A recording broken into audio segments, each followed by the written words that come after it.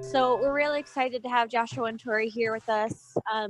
They have been our social media heroes, let's say, who I've been working with Bhakti Marga and specifically Swami Tulsidas and his Facebook, Instagram, all his social media for the last year.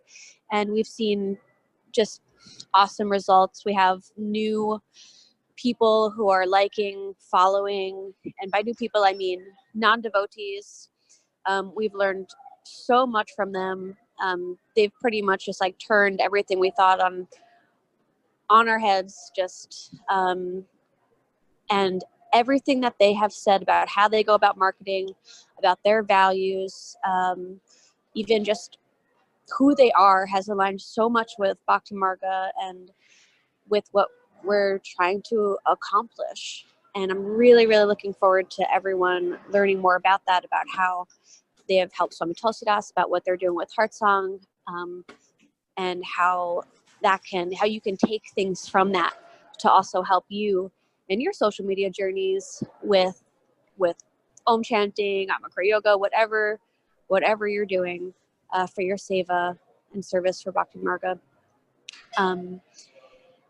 So yeah, I'll just hand it off to you. I know Wonderful. They have a great night planned for us. Or evening planned. They put a lot of work into it. So thank you both very much. Thank you for the kind words. Mm-hmm. I'm trying not to turn red here. Well, everyone, my name is Joshua Hale, and I'm one of the co-founders of Autonomy Unlimited. We really do come with marketing with a different approach. And I'm going to go through on the reasons why is that here in our slideshow.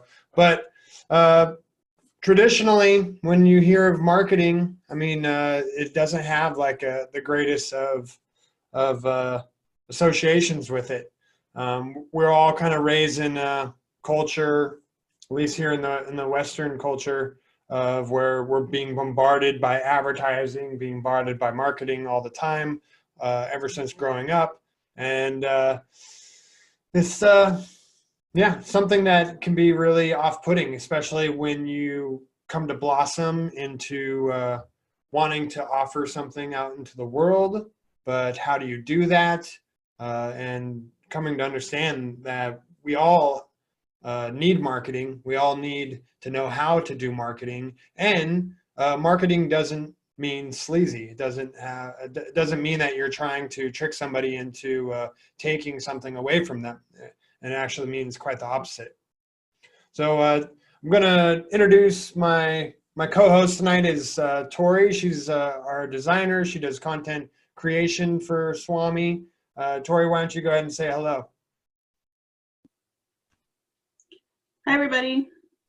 I don't know if you can see me or not. Yeah, I'm Tori. I do a lot of the content creation for Swami Tulsidas, and I've been really enjoying it. It's some of my favorite content to work on. I fell in love with the Bhakti Marga message, and Swami Tulsidas especially. He likes to focus on sharing love on his social media, and so I really enjoy making that content. And I am excited for the presentation that we have today. And thank you, Radhadasi, for that amazing introduction. That was really nice. Definitely. Thanks. Tori's going to come back on a little bit later in the slideshow and talk more about content. Well, a little over a year ago, I believe, I had this monk come into my office and tell me that he was not really excited about posting on social media, even though he knew it was a powerful medium and he was on a mission to spread his message. And we had a mini kinship, I'd say. I just so happened to be wearing my Vipassana t-shirt that day. And so we obviously had a lot of things to talk about and have a lot of things in common.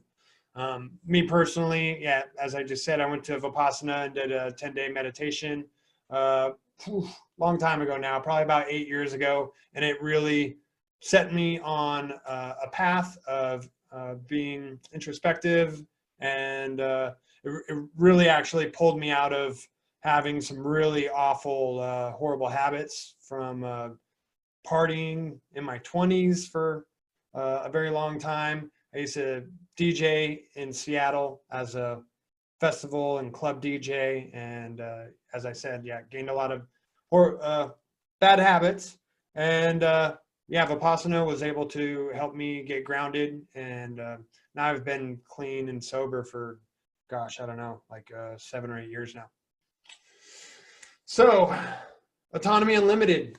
This is a new business. I've been doing marketing for about 6 years now, and just recently I created a new business with my partner, Richard Grove. He's not able to be here right now, but Richard Grove has experience with consulting. He was very successful on Wall Street, but then realized that the company he was a part of was had some corruption in it, and he tried to shed light on that, but realized that quickly kind of everybody was in on it, and ended up being a whistleblower.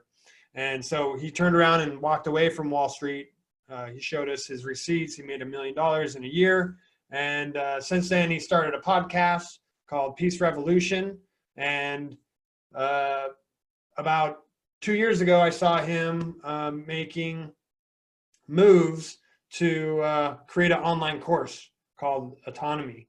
And I had experience with creating courses with other clients. And so I reached out and offered some help. I asked him what was his plan for doing this, and he didn't have a plan. He had a curriculum, but didn't know how he was going to execute it.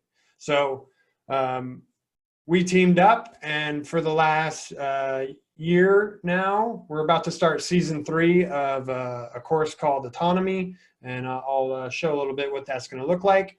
But since then, we combined our forces, where he brought his consulting and married it with my marketing experience, and now we offer those services to our clients.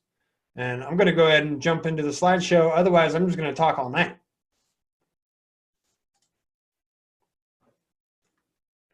So Autonomy Limited, where ethical marketing meets integrity. Ethical marketing might be a new term for most of you, and I'm going to talk about more about what that means. So we have a plan of engagement. We're going to be covering this. We're going to talk a little bit about ethical marketing, and then how that's applying to Swami's accounts, and then also we're going to go over the strategy that we've been using to bolster Swami's personal accounts. And now we have the Heart Song Meditation Center, where we're going to be expanding that strategy. And then we'll talk about content and how you can support the Bhakti Marga of North America. A couple weeks ago, we had the pleasure of going down and meeting the Swami team and checking out the new location. If you haven't been there yet, it's absolutely gorgeous. It was a gray, swampy day, but I can just imagine what it's going to look like come spring, summertime. So I'm really excited that it's not too far away from us, and I look forward to visiting that place often. All right, Autonomy Unlimited. It's a course of action which empowers individuals to overcome substantial challenges and gain meaningful results. Unlike traditional universities, Autonomy has a success assurance team and multiple layers of structure to ensure that you can actually leverage what you learn and catalyze your potential in life. Everyone on my marketing team has either gone through this course or is currently going through this course. So we are creating a culture of excellence and learning what integrity means. Integrity means doing what you say you're going to do when you say you're going to do it. Doesn't mean that you're going to be perfect all the time. Things come up, things happen, but it just means that you're going to be held accountable and follow up on what you're doing. Freelancers are graduating from this Autonomy course. We've built a structure that allows you to take a course, learn about freelancing skills, and then be able to gain proficiency in those skills by becoming an apprentice with Autonomy Unlimited, which is the marketing and consulting extension of the Autonomy course. So you can get real world experience after taking this course, and then being able to become an apprentice, work on marketing of Autonomy, and then when you show proficiency in that, you can get added on to projects with our clients. And so what that's doing is bringing a whole wealth of skills to our marketing, our pool of resources, that everyone's bringing skills already to the course, but then they learn about freelancer and digital marketing skills, and then you get to pass those on to the client. This is my partner, Richard Grove. Autonomy is a course of action for individuals who seek to ignite their potential in ways that traditional schooling, university, and corporate life kind of extinguish. It's a personal journey, though the elements on most personal journeys are common. People use them in unique ways. So the first part of the course would be the unindoctrination phase, where we learn about our learned helplessness, our need for provisional self-esteem, these other aspects that are kind of artificially indoctrinated or installed. And then it moves more toward adding a culture of excellence so that you're an amiable person to work around other people. Mm-hmm. And then you simply add on high-level, high-value skill sets so that people can bring utility and readily add value through their thoughts and actions to others. Well, there was a lot packed into what he was saying. We all kind of go through a school growing up, and it doesn't necessarily equip us for the tools that we need to be abundant in our lives as we grow an adult. So Autonomy is a course to help change that. From this course, not only did I help put it together as the executive director, but I got to gain a lot just by working on this. And it was from this that I really got to understand sales, and how sales isn't a dirty name. It's actually something we all do, but it's not really taught to us in school. If you've ever dated another person, you're applying sales skills. If you're ever, interviewing a roommate, a potential roommate, there's sales skills built into that. And if you don't know what you're doing, you end up not really making a good deal out of the matter. So same thing with marketing. Marketing is yeah. Well, let me let the slide say this in a much more prophetic manner. Some marketers are selfish, short-term scammers who are out to cut corners and lie in order to do business. They're willing to interrupt us, take our time, take our attention, double-cross us. Scamming, spamming, infiltrating, inflating promises, and shouting for attention that doesn't work in the long term. There's a more ethical and more effective way to reach people. Our opportunity and our obligation is to do marketing that we're proud of. So that's kind of what we grew up into, kind of the need to defend ourselves against these advertising and marketing methods that were applied to us. Marketing is not a battle, however. It's not a war or even a contest. Marketing is a generous act of helping someone solve a problem, their problem. It's a chance to change the culture for the better. Marketing is a chance to serve. Effective marketing is about understanding our customers' worldview and desires so we can connect with them. That's what I got into marketing doing for myself 6-7 years ago. I wanted to help others. It's kind of my personality type. I really love supporting other people's projects. I have a huge amount of resources in order to do so. And it feels good.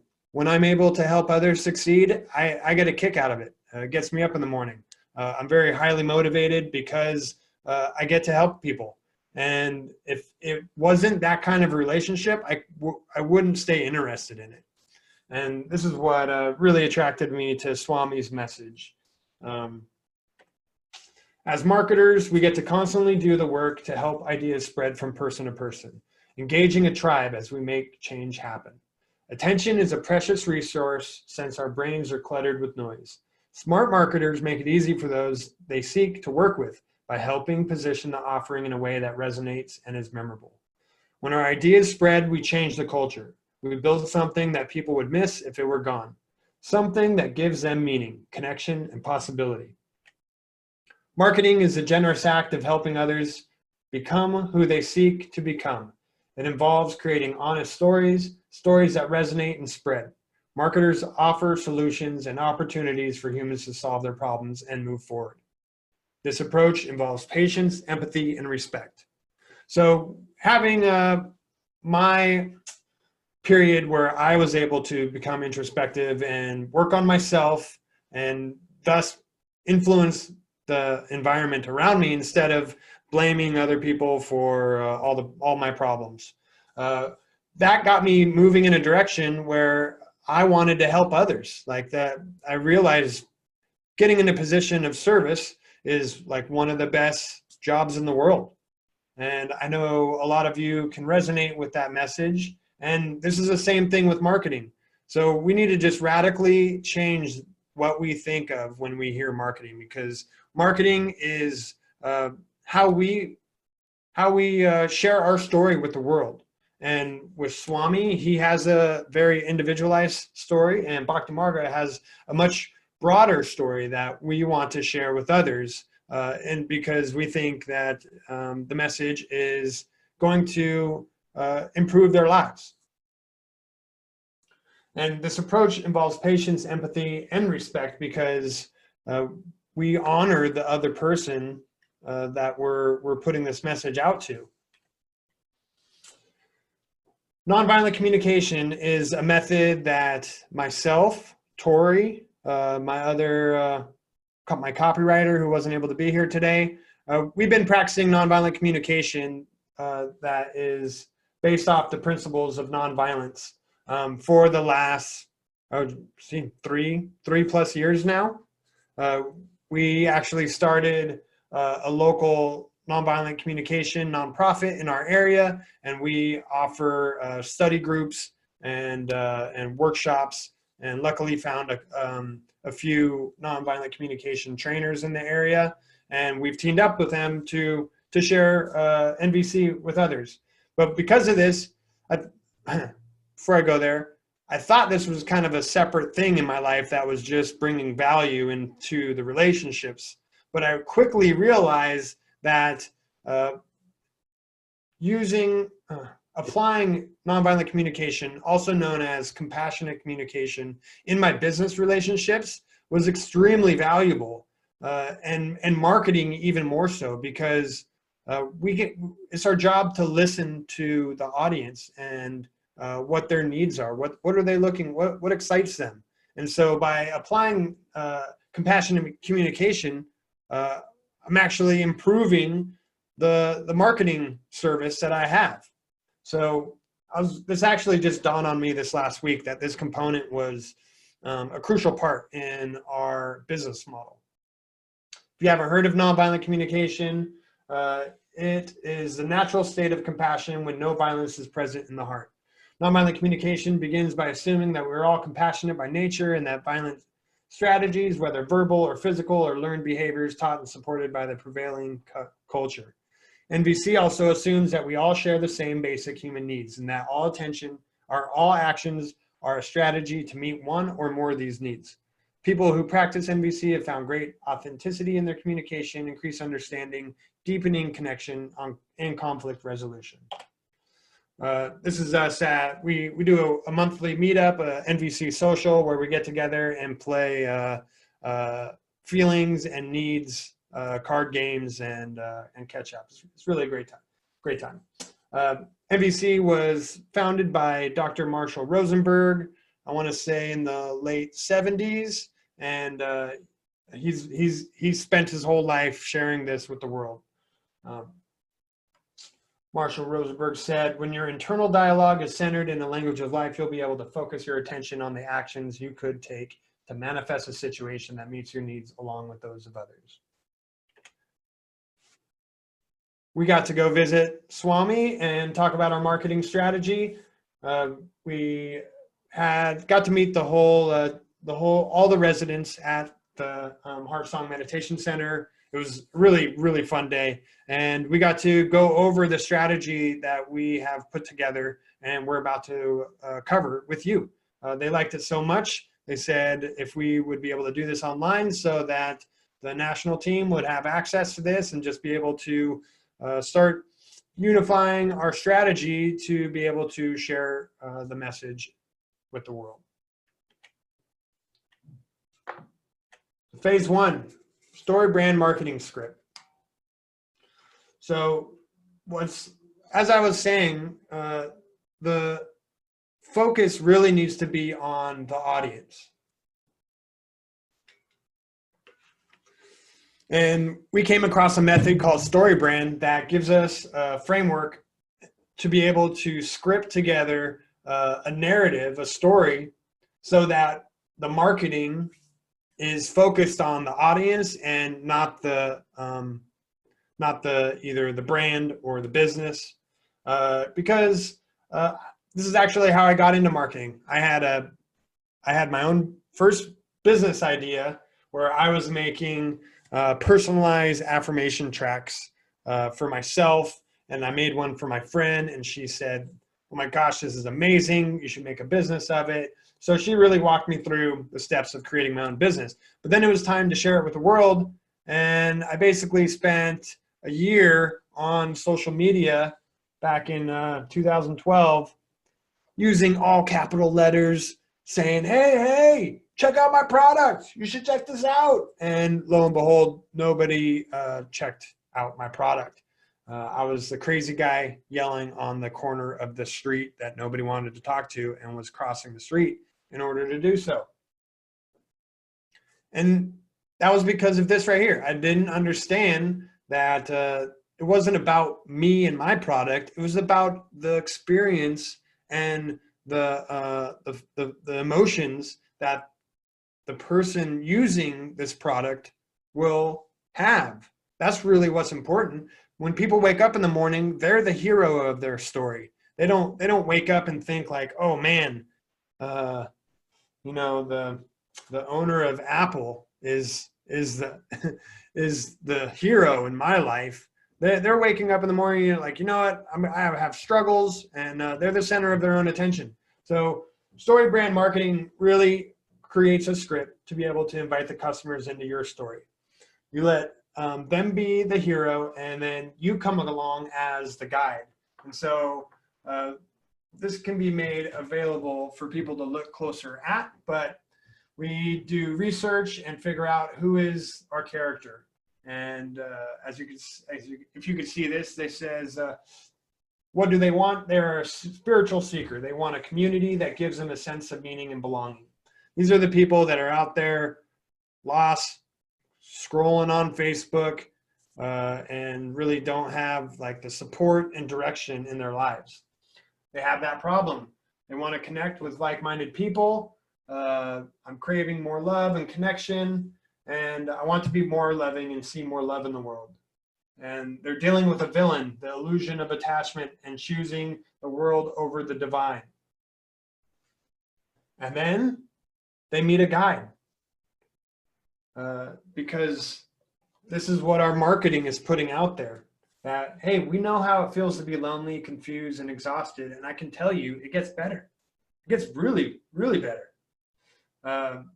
We have authority so that we are positioned as the expert through testimonials, through the history of Bhakti Marga, and the copy that we're choosing to write on the website and on social media. And then that guide gives them a plan, just like Yoda or Obi-Wan. We choose a class or a workshop, attend some festivals, experience divine love, transform your life. So that then calls them to action. Come to an event, donate, visit our shop, get on our email opt-in so that you don't miss upcoming events, and that helps them avoid failure. They won't miss the call of love, and which ends in success. They discover the path of Bhakti Marga. They open up their heart to the eternal divine love that permeates us all. If you don't know much about movies, this is primarily what happens in every movie. So we're able to apply this to our marketing message.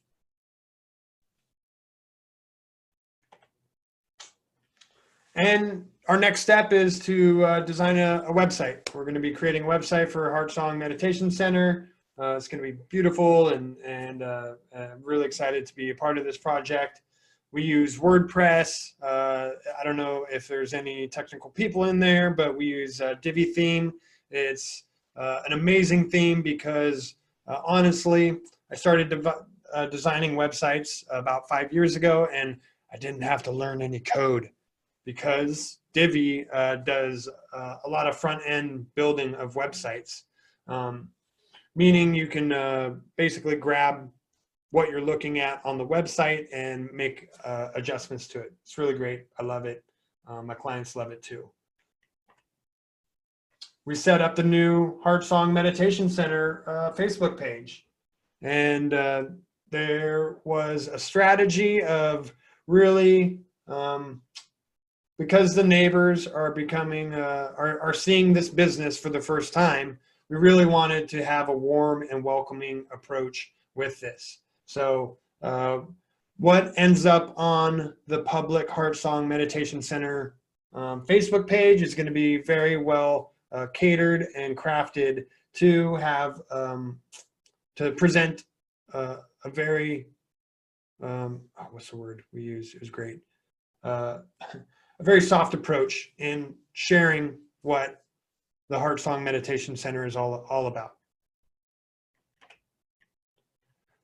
After we get the foundation laid of our networks and websites being created, then we get to apply further strategy of spreading the word. Social media content, we consistently show up in places your customers visit every day. Our posts are going out on a schedule, typically 2-3 times a week, and it's a consistent pulse. That pulse is constantly going out there. People start, they come across it in their bubbles of social media world, and they are attracted by it. They lean in. They click like the page, and they start seeing our posts more frequently, and then they come to depend upon it. Swami's posts get a lot of engagement on them. People really love the message. I mean, how could you not? And it permeates their feed like it's a breath of fresh air. It's some white light that comes in on their Facebook feed. That's not always the most healthy environment. And so we build brand recognition. We're creating that first touch of people being able to get curious about, like, what is this monk doing on my Facebook feed? What's this guy all about? They lean forward and they want to know more because they resonate with the message that's being put out there. And from that, though, we develop a strong base of loyal customers, and that's really apparent if you visit his pages. We have some secret sauce, automatic post promotion. So I'm sure a lot of you get a bad taste in your mouth when you think about that. About the need or the strategy of using paid advertising on Facebook. And I'll tell you what, 5 years ago when I first got onto Facebook, like, it wasn't necessary to put money on boosting your posts. That was because the algorithm back then was really trying to gain popularity. So it was a lot more, there's a lot less restrictions on businesses because they were inviting all the people onto Facebook, and then the businesses followed. Everything was cool, but then Facebook made some algorithmic changes and started limiting the views of the business pages because they wanted Facebook to be focused on friends and family and food pictures, to say it simply.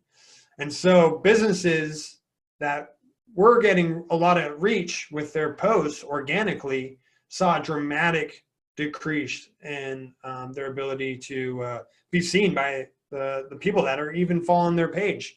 And now the rule of thumb is if you are posting content on your business page, about 3% of your audience is going to actually see that post. So you have 100 people, 3 people are going to see that post. 1,000 people, 30 people are just going to see that post. So it makes sense. I mean, Facebook is a free, quote unquote, software. They allow this out in the world. In reality, they're making all of their profit from advertising. So they got the people onto the platform, and then they got the businesses that followed, and then they basically are making the businesses pay to be there in order to be seen in front of all the people. It's a business. This is capitalism. But the great thing is that it's a really effective advertising and marketing tool for your brand or business. Never before has it been so affordable or attainable for small brands and businesses to be able to put forth a little bit of a marketing budget and be seen in front of a large audience. I mean, we're coming out of the days of the monopoly of radio advertising, TV advertising, billboard advertising, and those, although were effective, you had no idea. Those mediums were never collecting any data on how your ad, your message was doing.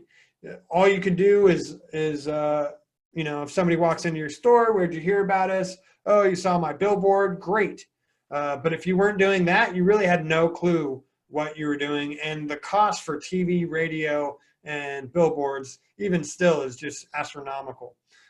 Whereas with small brands, I mean, that's often not even possible for a lot of small businesses to be able to do that. However, on Facebook, as I said, for a small amount of money, and we're not putting out a very big budget for Swami. I want to say that we're maybe putting $5 behind a post of his, and it's having a substantial difference. It's basically the strategy behind boosting a post is you want to accent the organic engagement that is already there, and I can show you what that looks like behind the scenes right now. I'll share my screen. Here's Swami's page. We have automatic boosts going. So when a scheduled post goes out, then we automatically boost it, and we're able to pick a very specific target audience. Something that the client really let me know was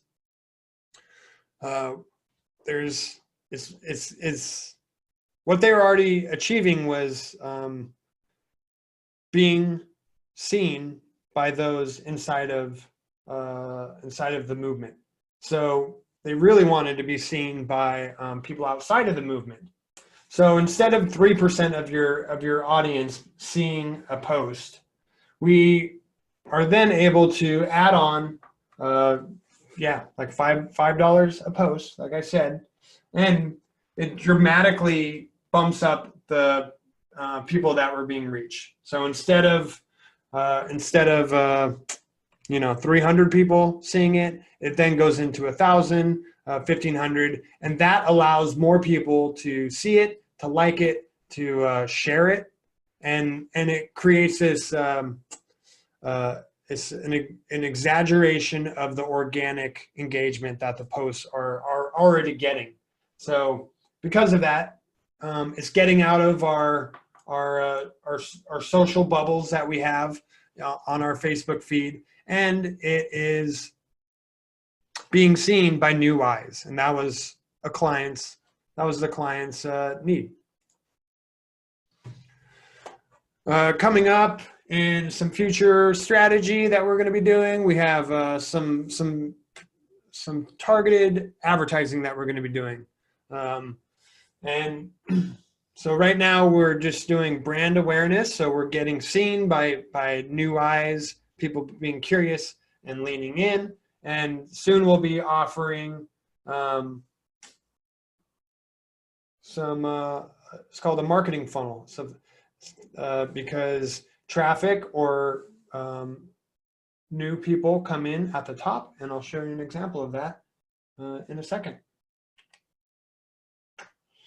So this is something that I really enjoy doing. It's sales funnel design. This is a more advanced strategy that I was just talking about. It's a way to make first contact with the audience on their journey. They get curious, they lean in, and instead of hitting them up with like, hey, you should buy this course or buy this product, you provide value. This is kind of how I operate in my life as is. When I meet new people, I'm not asking them to buy my marketing services. I get to know them. We build rapport, and I provide value. If they need help with something, I'm more than happy to connect them with somebody else. And what a funnel design does essentially is that relationship that you have with a new person. Say you meet somebody at the mall, and you tell them about what your spiritual beliefs are, and they seem interested. You provide value. You ask them about themselves, and then you let them know, like, oh yeah, there's an event coming up. Would you want to check it out? And then they come to the event, and they have a really good time. They love the music. They love the atmosphere. And so then they're like, oh man, I'd really love to do this again. And so they're like, is there a way that I can be notified when these things happen? And you like, hey, I can take your email, and I can make sure you get a message next time there's an event. So all of that whole process is like a physical sales funnel. And what we do is make a digital version, and we basically put it on autopilot so that it's warmly inviting people into the brand and providing value every step of the way, so that they have that experience and are able to catch up where we all are. We're all hanging out in a community, enjoying ourselves, and want to spread love. So this is kind of what I'm gonna. This is what it looks like in a virtual or in a visual way. So we'll have a Facebook ad going out there. Experience divine love. Who could say no to that? They click learn more, and it goes to a lead opt-in page on the same ad. They don't have to leave Facebook. It's a very smooth experience for the user. They say, we want to offer you some value. In exchange, you just need to tell us where to send it. They give us their email, and then they get that direct download, the PDF. We have something starting to be talked about and designed right now. And when they do so, they again get a follow-up welcome email with the download again. So, hey, just to make sure you got it, here's the download, the PDF that we offered and you were interested in, and then they get to learn with a follow-up email more about the brand, more about what Swami and Bhakti Marga is all about, and then they get some testimonials, as we were saying before, some evidence that this is working for other people. This has brought joy and love into the lives of others, and this email campaign can continue to go on. This is called an email drip, where every day or so, every few days, they get a new email. So instead of Swami going through the journey with each person individually, he's able to help us create a journey for new people that experience the answers to the questions that they have, so that they can get where you all are now. And once they get to this, once they get the download and start the email drip, then we have the ability to do retargeting. We can bring them another ad after all of this. Now that they've warmed up to the brand, they know who Bhakti Marga is, they know who Swami is, they've got trust built, and they put their they understand that there's much value to gain from checking this out. So they can learn about further courses, events, any call to actions that we want to do, and we can then provide value, but also ask for our worth. Something I took me a long time to do. So this is called a lead generation. We're generating leads through this process, and really it's what Swami would do in person, but Swami can't be there for everybody. So we create this process online in a digital format so that we're able to spread the love far and wide. Email marketing. My copywriter isn't here. This is her forte. She loves She loves email marketing. But through that, as we showed in the visual representation, we can create customer loyalty. We can share information. Once they go through that chain of carefully constructed welcome emails, then they get the quarterly newsletter of announcements, local and national.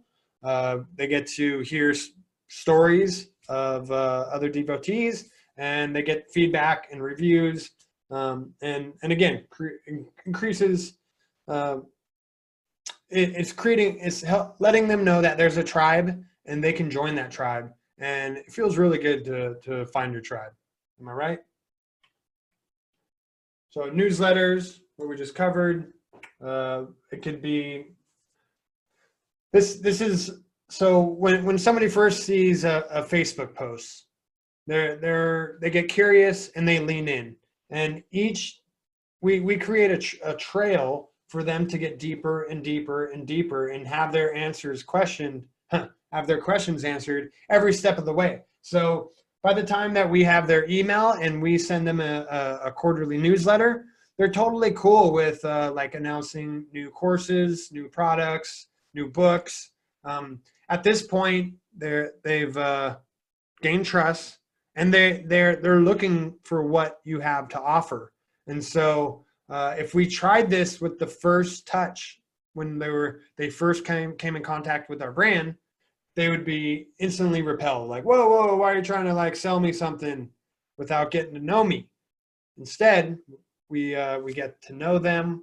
We walk with them step by step, and by the time they get we get their email, they're ready for more information. And again, we're offering a service because we're letting them know where that is. This is where you can get a course. This is where you can go to an event.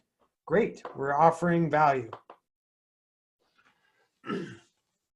This is more advanced strategy, things that I hope we get to play around with in the future, including messenger automation. I don't know if you guys have played around with any messenger bots, but they're actually getting to be quite convenient and fun, and it's a chatty way to talk on Messenger. Social engagement, being able to, Swami, I know Swami's already getting swamped trying to keep up with all the comments, and so we're looking for ways to be able to support him for that. Course creation, there's lots of things in the works. Now, it's about you, the attendees. And how can you contribute and support this vision and mission moving forward? Tori, is this when you want to hop in? Yeah, I can go ahead and take over from here. Good job. Thanks. Yeah, so we're creating layers of engagement. We have multiple avenues for the audience to learn more. So there's multiple ways that people can come in contact with Bhakti Marga, with Swami, with Guruji, and whether it's through social media, blogs, newsletters, we have lots of different paths for them to come in, engage with the brand, and then go a little bit deeper and get supported in their journey. And I'll just jump in real quick. If anybody in attendance has a question, there should be a way for you to hit a Q&A button on your screen and be able to type in a question, and then we'll be able to answer those when Tori's done. Awesome. All right. So I wanted to go over the social media pages that we have going right now, and to create a better picture for everybody of what each of the Facebook and Instagram pages are presenting to the public. So we have the Heart Song Meditation Center, which Joshua pulled up, and this is sort of like the Yellow Pages parking spot on Facebook.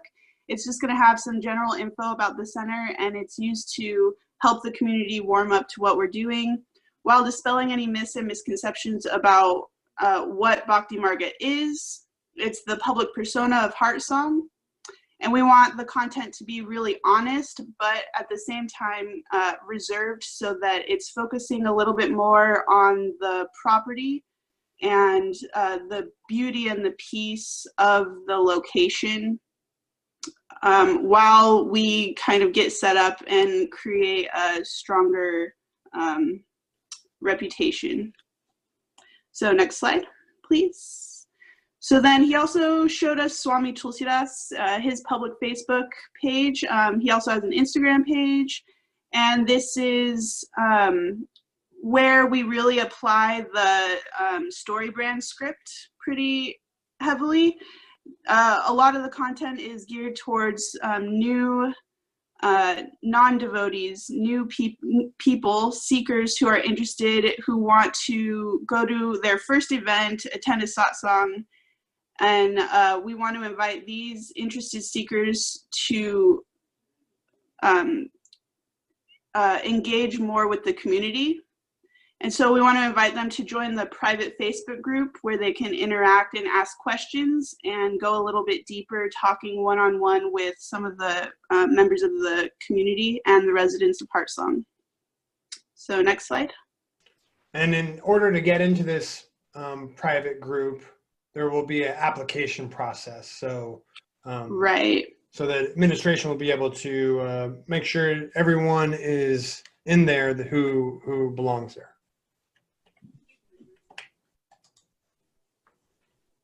Right, so that's the private Facebook group. So you'll have to, there's gonna be some privacy filters. There's gonna be like a list of questions to answer before you're able to join. This is a place where you can have more involved engagement. It's a safe space for people to go deeper. And this is also where we're gonna be posting events. I'm thinking that's what we're talking about. Radhadasi is a moderator of the private Facebook group, so she'll be going through the privacy filters, looking for red flags, and opening up conversation as needed to ensure that the new people who are asking to join this Facebook group are genuinely interested and that they're going to be a good fit for the community Facebook group, for that private, safe space. And eventually, we would like to link that private group to the public Heart Song page and start posting the Heart Song events and more of the brand, more images of what Bhakti Marga and Bhakti Marga lifestyle is about onto the public page. But for now, most of that is going to happen in the private Facebook group. Next slide.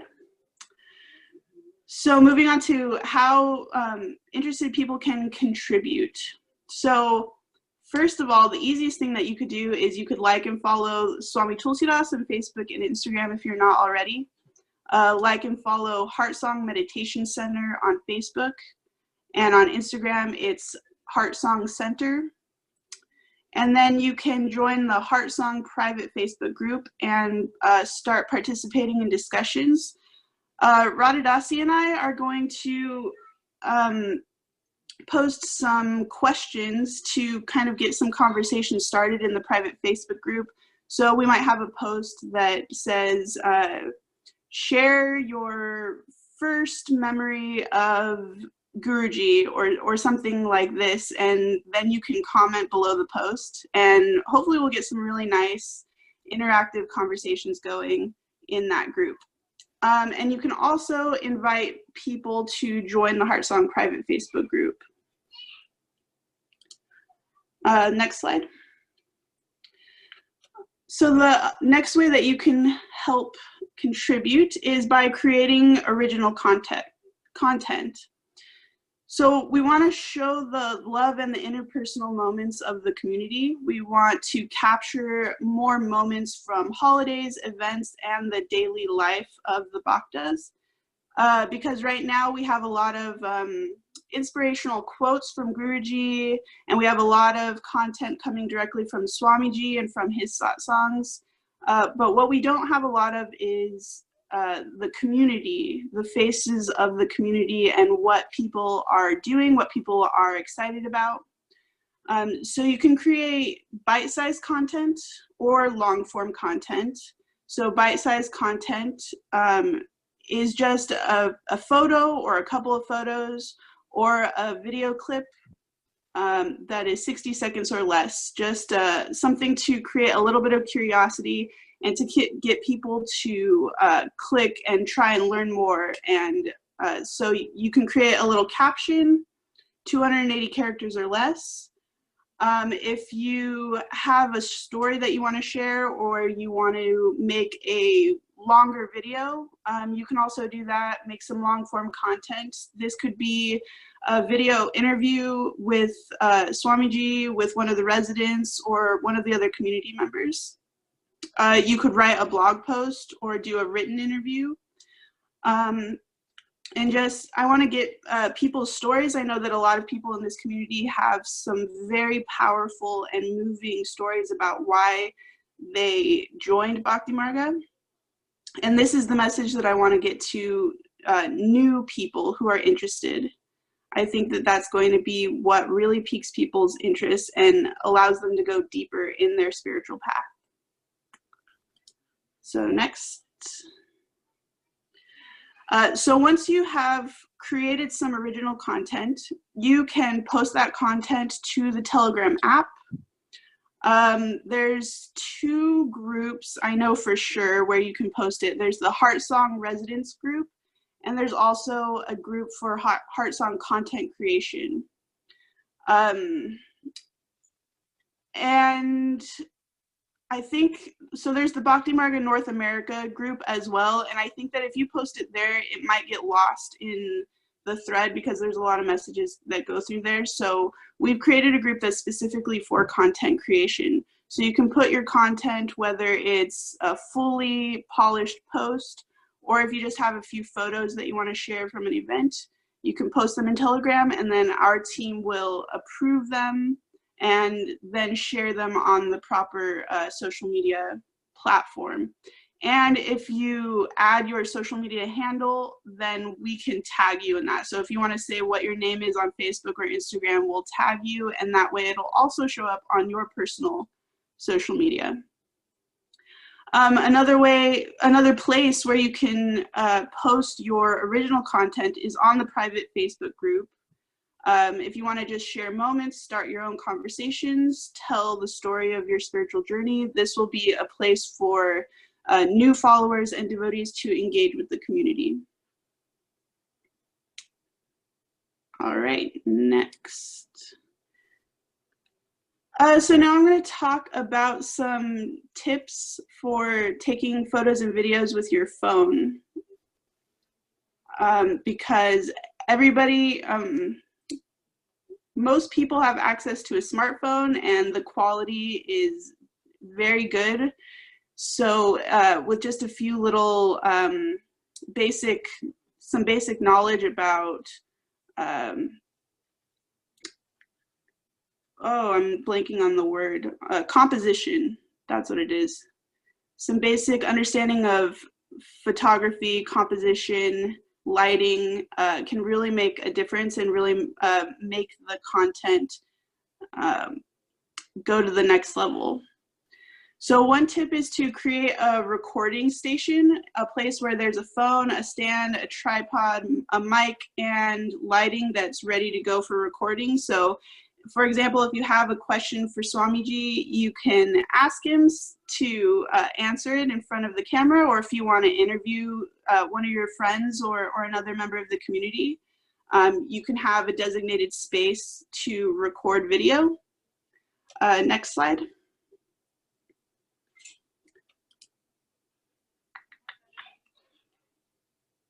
Another tip is composition, as I mentioned before, balancing your shot with the rule of thirds or using symmetry. So you can see the photo on the left. The man who's sitting there is right on that line that's dividing the image in thirds, and also the horizon underneath the mountains is also on a line. And that creates, the theory is that it creates a strong visual representation of balance that appeals to the eye. Next slide. Another tip is to try taking some candid shots of people doing things or people interacting. One of the best ways to capture this kind of shot is to just take as many photos as possible. You'll have more to choose from and are more likely to capture that perfect moment where everybody's eyes are open and everybody's smiling, and candid photos is something that we would really like to have more of. Posing for a photo is also good. It's a great way to capture the memories, but it would be great to have some of these candid shots from events and rituals and ceremonies and things like that. So that's a really great option. Next slide. And then just some basic ones: clean your phone's lens, use natural light when possible. Don't zoom in on your phone. Instead, try and get closer to the subject of your photo and then crop it later. If you do this, then your picture is not going to be as blurry. And then you can try out different backgrounds and try out different angles and see what you like. Your eyes will naturally know what is a good photograph. If not, then you can ask somebody and then post whatever you capture into Telegram, and we'll get it to the public social media pages. Next one. So I've created this downloadable PDF, which I will also put in Telegram. And these are just some additional content ideas for social media. If you really want to make some content, but you're not sure exactly what you want to make, this is a good list of ideas. So I think that's everything that I have. That's going to bring us to the end of the presentation. If anybody has questions, I'm not sure. Thanks, Tori. Nice work. Yeah. And Tori was the brainchild behind this slideshow too. She really did a beautiful job. Thank you.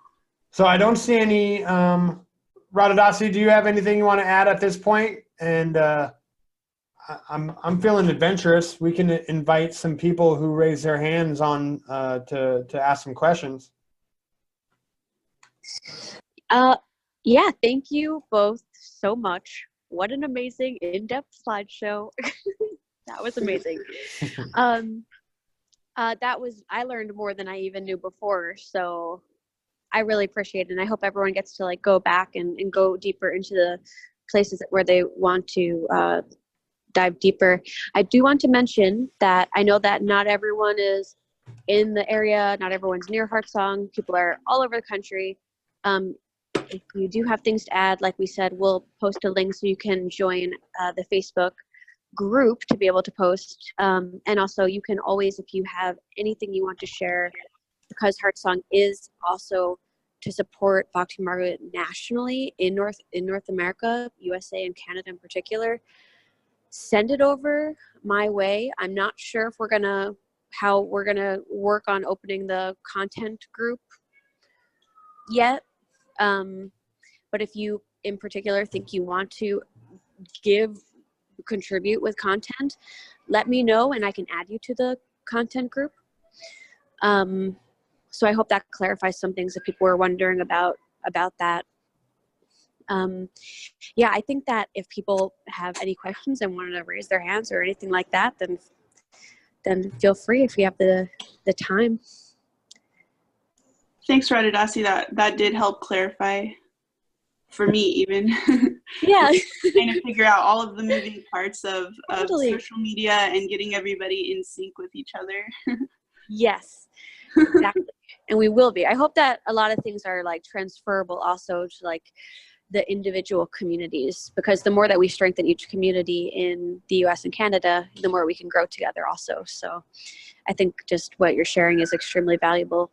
Yeah, so the model that we just showed is something that can be made into even smaller brands, but then also connect to the larger brands with Swamis and Bhakti Marga. And we really want to create a way for everybody to contribute and share their own story, their own perspective, and their own like flavor of content. And so that way everyone's not just seeing the same picture of Guruji going around on all social media accounts, but we all get to have lots, and that's what that PDF was all about, just a lot of different ideas of how you can contribute to the message and sharing on social media. Yeah, I was really excited for some of these ideas as I was putting together this PDF, like sharing artwork that you make. I've seen some great paintings from the community. Also, posting photos of like cooking and sharing special meals. There's a lot of different opportunities depending on people's interests and skills. You guys eat good food. I got a question from, I'm gonna go for it. I'm feeling adventurous. Eshavasya. Thank you for putting in a question. Do you sponsored posts get marked as sponsored on Facebook, or is there a way of doing this without the public knowing the post is sponsored? They do get shared as sponsored to those that don't like the page, and where that boost is helping that get put out into areas that are beyond the organic reach. So sponsored is a very polite way of saying this is an advertised piece, but really, I mean, I don't go on social media that often, but when I do, I'm scrolling and I still get ads that speak to me, and I click on them. Sometimes it's from a marketing point of view of wanting to check out how they're presenting themselves, but I still buy stuff on social media because social media is so has so much information that they're actually able to put things that you're interested in front of you, and allow businesses to be able to put things in front of you that you're interested in. So we're not just getting like a new toaster presented to us. A lot of people are actually finding advertising is helpful. So they do say sponsored on them, but they're still highly effective.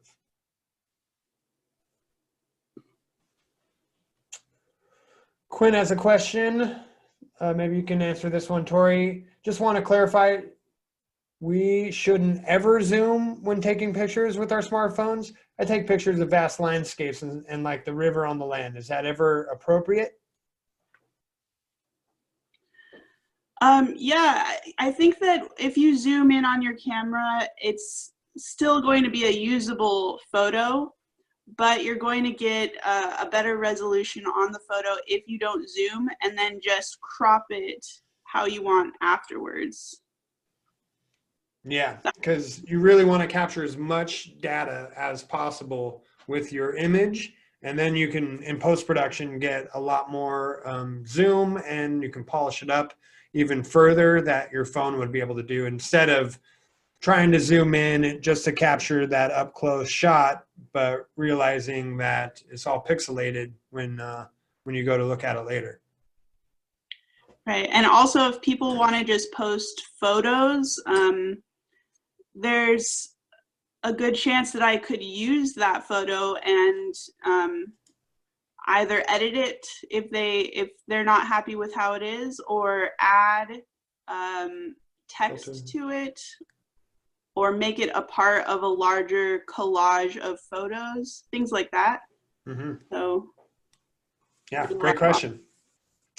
One more question from Cyrum. How much of this content is automated via Facebook? If so, how do you post content that is relevant with the trend? How can we capitalize on people? Yeah. So one thing I'm very adamant about are my relationship with my clients is that this is a co-creation. We're both working on this brand together. None of my clients just hand over their social media to us and want nothing to do with it. We're always getting their approval. They're always the last one to touch it before going out. So it's a very interactive relationship.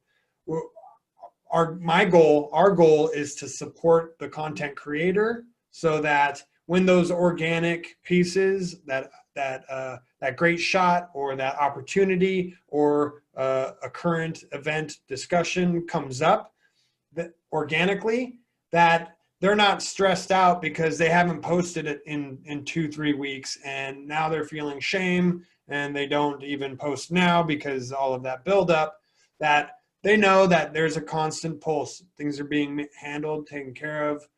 And if Swami wanted to do a live video, he has the full ability to do that. Same with Radhasi. If there's something to jump on, current event, the administration has the ability to post directly.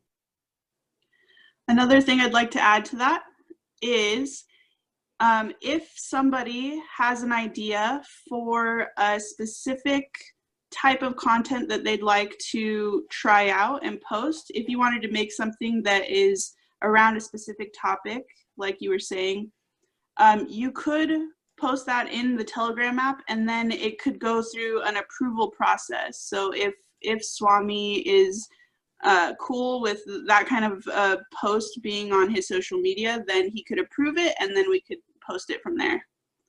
So that's another route. Yeah. Our goal is just to have a high standard of quality that goes out. And we have a lot of talented people on the team, and yeah, send us what you got.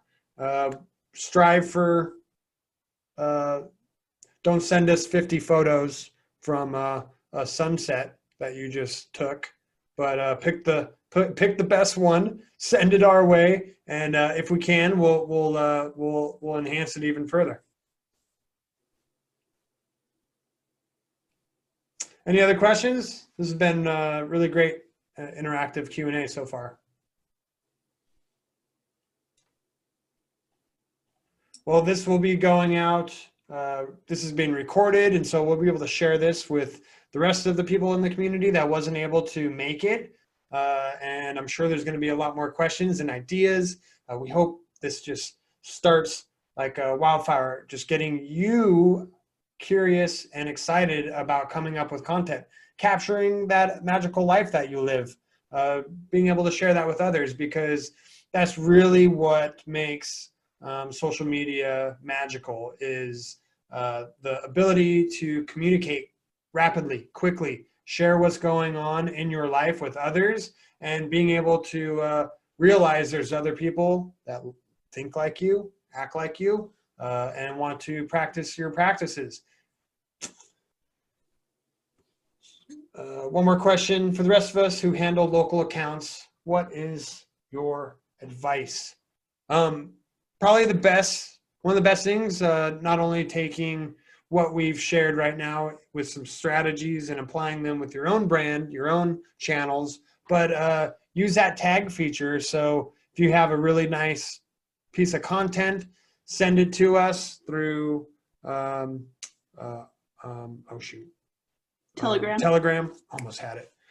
And we'll tag you to the post. And so when that goes out on, say, the national brand or on one of the larger accounts, people then can click on that and go to you, like your page. So you'll get some traffic from doing that. And if everybody starts sharing and tagging, and all boats rise with the rising tide. So we all will gain more and more reach with that.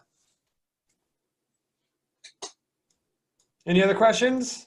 Last chance. This has been a wonderful presentation. I'm very honored to be a part of this team, to be being able to do what I love to do, and in a way that makes others, that enriches other people's lives. So do we have any tips for local communities to empower them to apply this kind of marketing to bring new people to local events?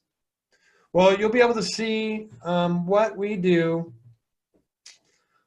as we start developing those lead generations, as we talked about. So if you get an idea, like what would make a good PDF, we recommend short and sweet. Kind of gone are the days, it's honestly the attention span, are the days of people offering free ebooks and throwing a 96-page book at you, because when you're cruising on Facebook, man, you don't got time for 96 pages. So we really recommend kind of like a hot sheet or a cheat sheet, or a quick tip. Like if you have a great idea and you write out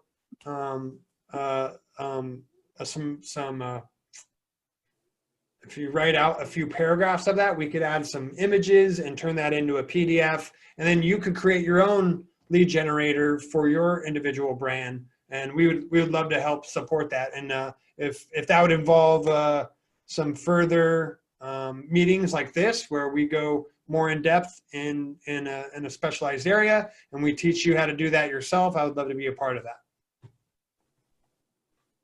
Tori, do you have any suggestions on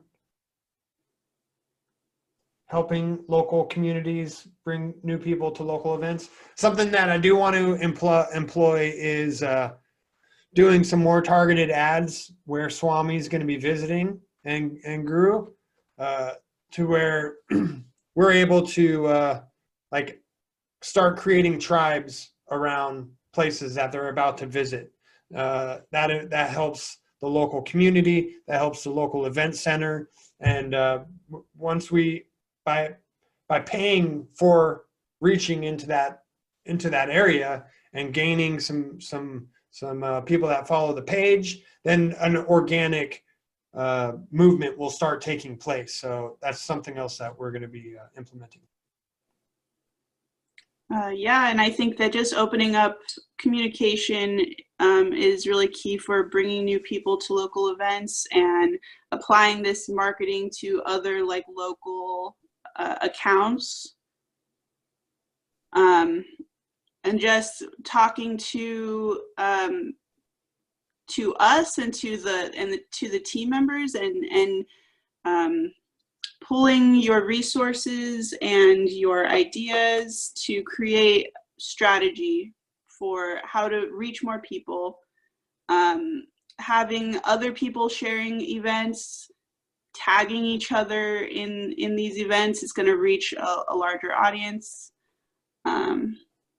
Yeah. Well, fantastic. I had a lot of fun. Thanks for listening to my story. Tori, thank you so much for helping me co-host this. Radadashi, thank you again for the introduction. I'm still a little flushed from your kind words. Thank you so much for everything, for joining us. I hope that we could do this again. Hopefully there'll be some more specific topics maybe we can dive into.